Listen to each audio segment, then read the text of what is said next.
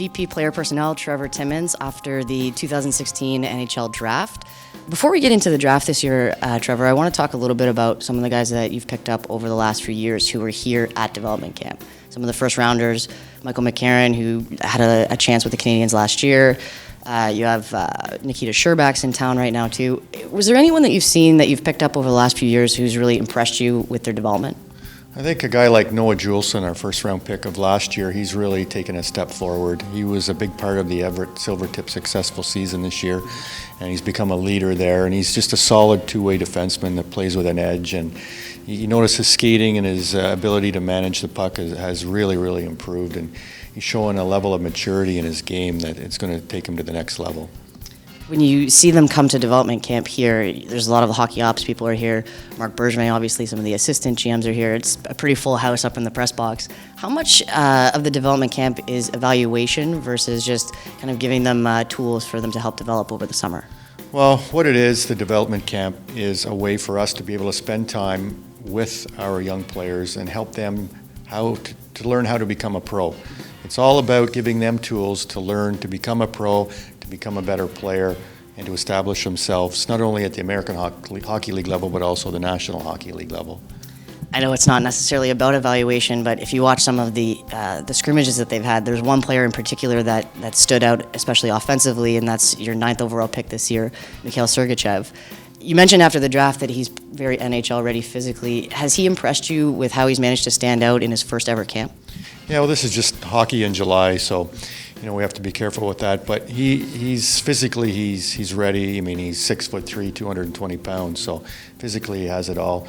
And it's nice to see him out here and demonstrate his skill level because for a big man, he has high-level skill. What would it take for him to be able to crack the Canadiens lineup this fall? Well, you have to ask Michel Therrien that.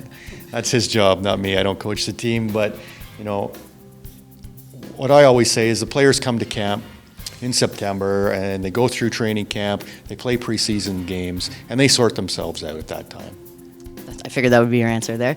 Your 3rd round pick this year, William Bitton, you went someone actually close to your neck of the woods from, I think he's from Gloucester, right? Yes.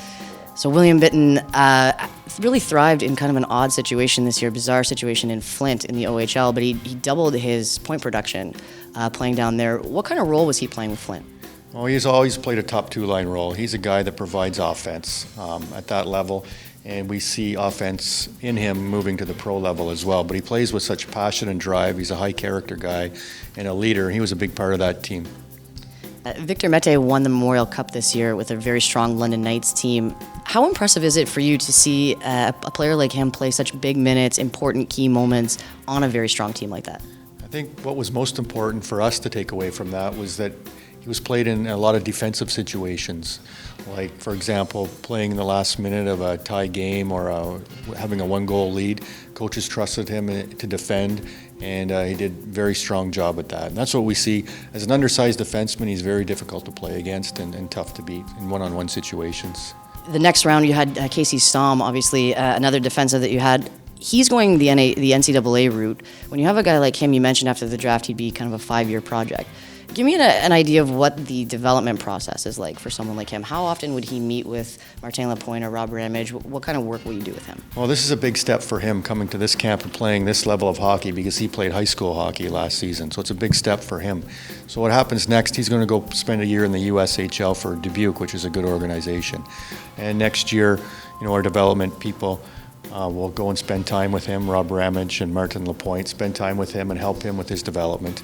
And then from there, the next season, he'll eventually get to the NCAA level and hopefully at that time be able to step in and play a key role with that team. You can see him here, the way he skates, that he has a dimensional ability with his skating, and we're hoping that will carry on to the National Hockey League level. But you have to have patience. That's going to be a few years down the road. Next, Michael Pizzetta played for Sudbury. It was a bit of a tough situation there. They're obviously in a bit of a rebuild, but is it a nice thing for you to get to see him play a leadership role? He was an assistant captain, I think, down there, and he described himself as a power forward. Is that a fair evaluation of him? That's a good evaluation. He was the 11th overall pick in the OHL draft, so he did show some offensive upside. And in Sudbury, they were a team that struggled to produce offense, but he's a strong two-way guy that has speed and a heavy shot, and he plays a hard game. He's heavy, he hits, and he's tough to play against. And the last pick of the day, your only European skater, Arvid Henriksen. You mentioned after the draft that you were hoping that in a few years people would be shocked to know that he was drafted in the 7th round, which I know you referenced that Sergachev is a guy that can maybe fill a Markov role down the road, but that's something that people talk about Markov being a 6th round pick. What do you think, skill set wise, how do you project him eventually becoming a pro? Well, we see him more as a 5th, 6th potential down the road. But again, the same as Casey Stom. It's going to take some time, and he's in a good development system with AIK in Sweden. If you look at him here, he's a big raw hockey player. He skates really well. He's 6'4.5", but you can see the hockey sense that he has in the compete and battle level. And he brings it too. He's difficult to play against. He plays an abrasive style, and he's in a good situation there that he'll be able to grow and develop and not face a lot of pressure in his situation back home in Sweden. There's a lot of things if you look at the 6 guys that you took this year at the draft. There's a lot of defensemen, obviously OHL heavy. What really struck me though is that everyone seems to have kind of an interesting backstory or kind of like a quirky hobby that they have. You have William Bitten's parents were badminton Olympians. You had, I think it was Pizzetta went to OFSA for the discus. Pizzetta and Mete both won an Atom championship together. Sergachev learned English in 3 months. Was this the most interesting round of pre-draft interviews you guys have ever done? Yeah, it seems everybody has a story. So it was interesting in the fact that, we drafted more OHL heavy, but I think if you looked at the numbers of all the players that were drafted, the OHL produced the most. It's cyclical year to year, and that's the way it was this season. And so we'll see how all these prospects play out come, down the road. When you're taking a lot of defensemen, obviously you always say we have to wait about 5 years to really see how your picks pan out.